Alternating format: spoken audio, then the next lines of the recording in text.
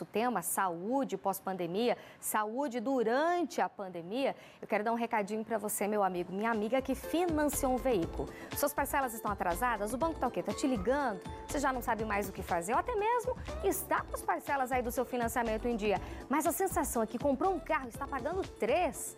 Calma, não se desespere, o Solucionador vai te ajudar. A equipe especializada do Solucionador vai fazer uma análise de graça e verificar o potencial de redução da sua dívida. A dívida, pessoal, pode ser reduzida em até 70% do valor total. Isso mesmo, até 70% de redução do valor que você está pagando do seu veículo. Pode ser carro, moto, até caminhão, viu?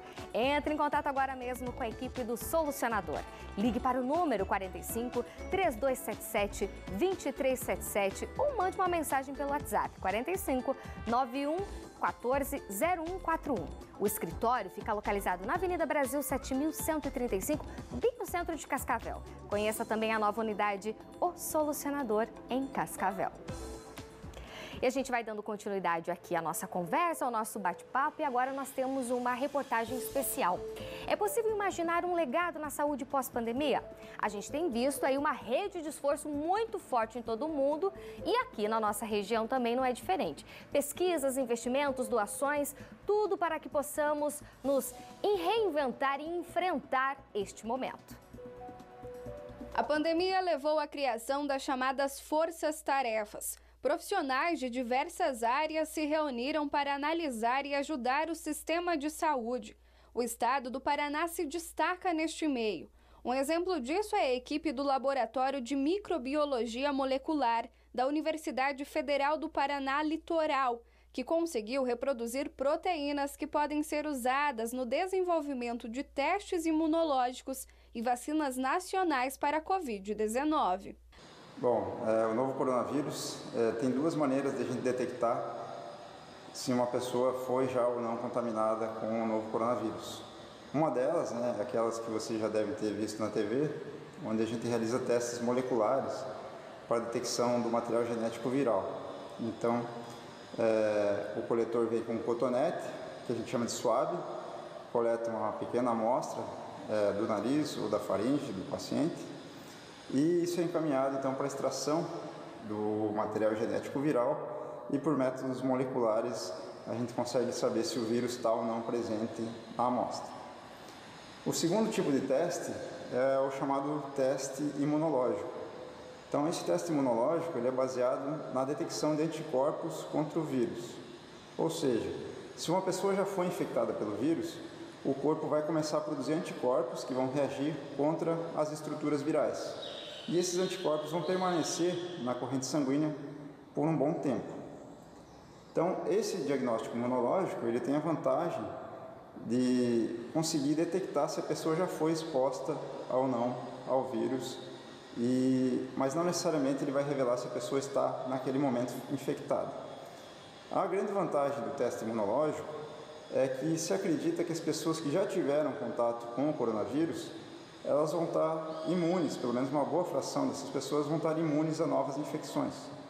E países, por exemplo, como a Alemanha, já estão pretendendo fazer esses testes imunológicos para criar como se fosse uma espécie de passaporte. Ou seja, a pessoa que já desenvolveu os anticorpos contra o novo coronavírus, em teoria estaria apta a voltar às suas atividades e sem a probabilidade de pegar novamente esse vírus e espalhar ele para outras pessoas. As universidades realocaram recursos e equipamentos em um movimento marcado pela solidariedade e a colaboração entre diferentes áreas. Em Cascavel, é nesta sala que fica o núcleo de inovações tecnológicas da UniOeste. Engenheiros e alunos estão criando peças e também consertando equipamentos hospitalares por meio de impressoras 3D. A atividade principal que a gente tem desenvolvido aqui dentro da UniOeste são peças de reposições para equipamentos hospitalares que estão hoje em alta demanda. Além do desenvolvimento de equipamentos hospitalares e desenvolvimento tecnológico não necessariamente para os hospitais, desenvolvimento tecnológico voltado à linha de pesquisa da UniOeste. Os hospitais da região nos procuram, começou com o HU, e hoje a gente atende mais hospitais da região, nos procuram com a necessidade de conserto de alguns equipamentos que não tem peça no mercado E pela grande demanda dessas peças, muitas vezes eles demoram muito para chegar aqui. Então, peças que a gente pode estar produzindo e imprimindo aqui, a gente faz e entrega para eles num curto espaço de tempo. A produção também conserta ventiladores hospitalares. Então, aqui são vários conectores e mangueiras, são conectores especiais, mangueiras especiais, as partes eletrônicas. Tudo isso a gente fabrica, são equipamentos que vão na conexão direta do ventilador, nas mangueiras, são T, são joelhos. Isso tudo facilita a manutenção e também colocamos os aparelhos em pleno funcionamento devido à falta disso hoje no mercado, né? E nós estamos podendo fabricar e disponibilizar isso para os hospitais. Estima-se que mais de 90% de toda a produção científica brasileira é feita nas universidades públicas e que as estaduais estão contribuindo muito para o avanço da ciência no país. É o momento em que a universidade consegue se aproximar mais um pouco da comunidade. Ela consegue dar um pouquinho, porque afinal de contas, se é a universidade pública, isso significa dizer que você está pagando, na realidade, a mim. E aí, quando eu consigo te ajudar, na realidade, isso se torna uma via de duas mãos. Nós dois nos beneficiamos. Os hospitais de referência ganharam investimentos. O HU em Cascavel recebeu recentemente mais 7 respiradores e 7 monitores, além de mais 7 leitos. A gente vai ampliar esses leitos aí com a chegada desses equipamentos conforme a necessidade e conforme o cronograma que foi definido pelo Estado lá atrás. Quando houvesse o aumento do número de casos na região, eles disponibilizariam mais equipamentos para a gente ampliar os leitos. Então hoje a unidade de terapia intensiva exclusiva Covid nossa tem 10 leitos, a gente vai duplicar essa quantidade, vai chegar a 20 leitos de unidade de terapia intensiva e os leitos de enfermaria, a proposta que a gente tem é de manter os 20 leitos de enfermaria porque a ocupação de enfermaria não chegou à necessidade de ampliar ainda. Os pacientes têm ficado com a gente com um quadro mais grave, né? Então, vai satisfazer, eu acredito, nesse momento, a necessidade de leitos de terapia intensiva a princípio e vai manter o leitos de enfermaria conforme está a necessidade. O sistema de saúde precisou abrir espaço com o avanço do número de infectados. Em entrevista com o diretor da 10ª Regional de Saúde, na última quinta-feira, ele explicou a situação. Na Regional de Cascavel, na data de hoje, nós temos os 10 leitos exclusivos Covid do HU, leitos de UTI, e eles estão os 10 ocupados, né? Porém, isso não é motivo para alarde. Nós temos os leitos em Toledo, né? Temos 10 leitos disponíveis em Toledo, e temos 6 leitos disponíveis em Assis, e temos 15 leitos disponíveis em Foz do Iguaçu, que é a nossa macro regional de saúde, né? Então, nesse caso, nós estamos hoje aí com 33 pacientes internados nas UTIs Covid da macro região, de um total de 71 vagas, né? Em março, o hospital de campanha foi montado no centro de eventos. A estrutura foi construída em 48 horas e recebeu móveis, leitos e equipamentos. Por enquanto, o local não está sendo usado. O hospital de campanha não foi inaugurado porque ainda não há necessidade. Existem leitos sobrando na Macro-Oeste, existem leitos para serem ampliados nos hospitais, porque o hospital de campanha ele é um improviso, ele é a última opção, já que há muito mais condições de tratamento num hospital já convencional, né, com uma equipe técnica formada, com toda a estrutura necessária. O hospital de campanha é o estado de guerra. No último momento, se for necessário, não tendo mais opções, ele será colocado em prática. O pessoal de Cascavel que precisar de UTI hoje para Covid tem que ir para outra regional. A informação que eu tenho nesse momento é que o HU está com 10 leitos ocupados, então tendo a necessidade, não falta leitos, mas eles são utilizados em outra cidade, como sempre foi feito em qualquer outra situação. O momento atual mostrou o quanto é necessário se mobilizar em equipe, em busca de soluções que impactem na vida das pessoas pelo bem maior. Então, assim que ela promoveu algumas doações, de maior importância é a doação do compressor de ar, juntamente com outras empresas, para o Hospital de Retaguarda. Esse compressor que é para poder funcionar os 10 leitos. A outra doação foi de 2 equipamentos de teste rápido que foi feito ao Hospital Universitário. Essas 2 doações somadas somam R$64 mil, além de participar diretamente da campanha de distribuição de 20 mil máscaras em Cascavel. Ou seja, a SIC entende que contribuir nesse momento com essas ações de retaguarda, de apoio à questão da saúde, está também, de alguma forma, ajudando diretamente a viabilização da abertura do comércio. E essa corrente vai ficando ainda maior.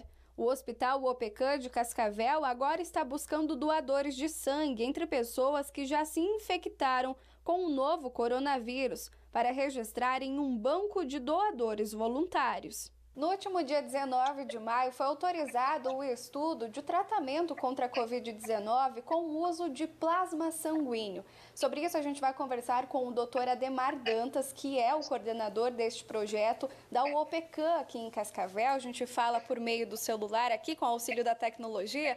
Doutor, eu queria que o senhor explicasse para a gente, então, como que isso deve funcionar de fato na prática.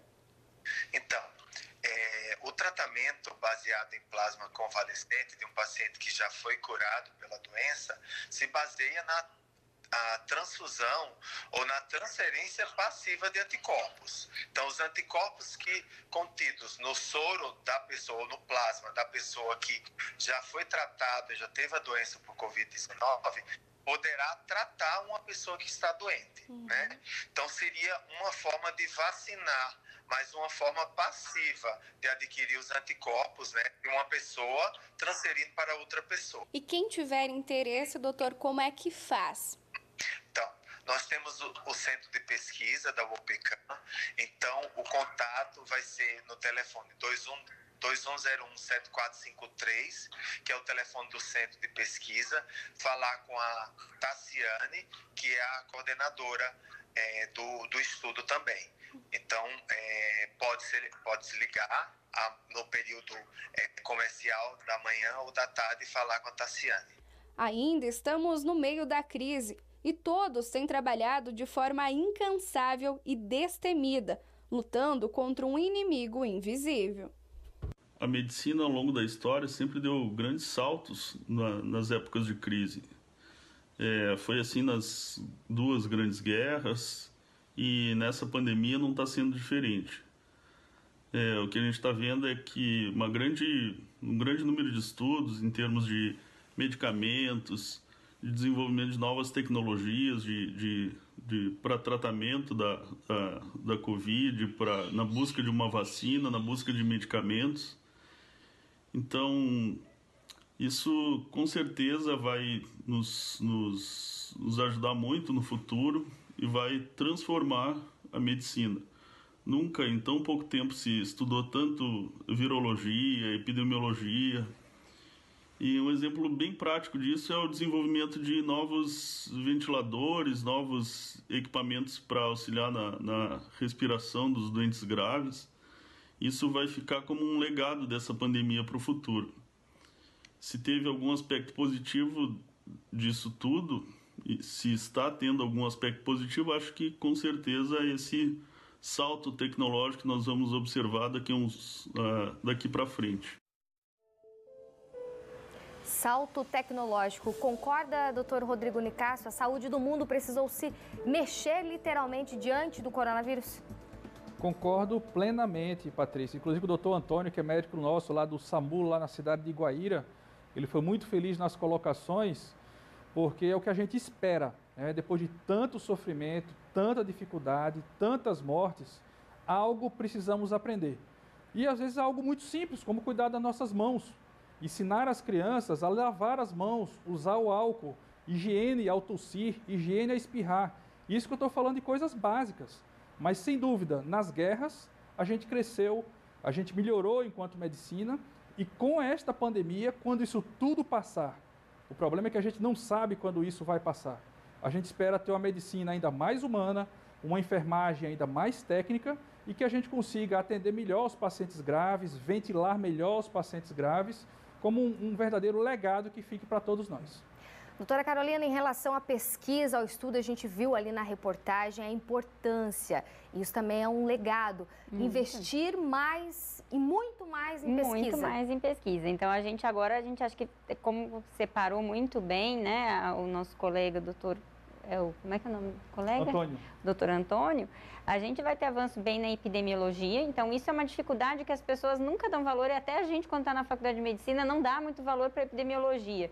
Mas esses sistemas integrados de acesso de dados, a gente vê toda a polêmica que está passando agora com o Ministério da Saúde, a dificuldade de eu fazer uma notificação e dessa notificação chegar à central, que vai decidir o como que a gente vai combater. Então, isso é um fato epidemiológico que a gente está tendo uma mudança muito importante e que eu acho que já se melhorou muito no mundo. As pessoas acham que a gente está devagar no Covid, mas está muito melhor do que foi em todas as outras pandemias que já aconteceram. E acho que muito o Paraná é privilegiado. A nossa tecnologia em laboratório, depois do H1N1, o nosso LACEN estava equipado. Patrícia, tem muitos estados no Brasil que não tinham como fazer o teste. Então, você imagina, a gente está numa nação que é de mais de 4.000 quilômetros da Iapoque e Chuí e a gente não tinha como processar. Então, a pesquisa de processamento, manter laboratórios centrais, manter redes de informação e de envio de dados, exames, isso é uma das coisas que eu acho que a gente já viu acontecer e que tem que investir. Isso custa dinheiro, isso custa TI, isso tem que ter técnica de informática, isso tem que ter equipes que estão sendo treinadas e que estudem, que fiquem pós-graduados e que vão colocar tudo isso para rodar aqui na comunidade. E também na parte, como a gente estava vendo, medicamentos, né? Então, usar velhas drogas, talvez, aprender melhor. A gente sabe, por exemplo, a hidroxicloroquina sempre foi um anti-inflamatório. Então, eu vejo uma polêmica que eu acho até meio boba. A gente já sabe que ela é ótima anti-inflamatória. A gente usa para doença reumatológica há anos. Super segura para alguns pacientes. O que falta é eu determinar quem é o paciente que é seguro e conseguir fazer esse diagnóstico precoce para indicar com segurança que ele vai ter benefício. Então, a gente teria que estar mantendo a pesquisa no Brasil num nível alto e toda essa rede de informação e colaboração já montada. Eu acho que o Brasil já tem muita vantagem com o SUS. Uma das coisas que a gente via muito o ex-ministro Mandetta falar e que é pura verdade, só quem sabe o que não é ter o SUS, admira o SUS como é. A gente tem profissionais como o Dr. Rodrigo, que está aqui, o Dr. Antônio, o nosso colega o Dr. Tiago, que está ali, porque eles estão no SUS. Se eles estivessem no privado, a nossa vida não estaria como está hoje. Então, assim, eu sou muito grata pelo Sistema Único de Saúde, mas falta pesquisa. A gente falta investir e estar preparados. Então, que essa pandemia realmente deixe esse legado de que a gente só vai estar preparado para enfrentar se a gente estudar sobre. Isso aí. Doutor Rodrigo, o senhor queria falar também? A doutora colocou um ponto extremamente importante, que é a questão da informação. Olha quanta dificuldade a gente está com informação.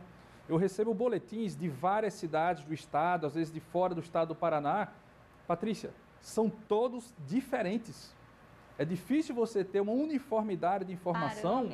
Parâmetros. Nem para conversar na mesma língua, digamos assim. Para analisar, né, doutora? Para analisar o caso, o horário que o Ministério da Saúde recebe o boletim era diferente de cada estado.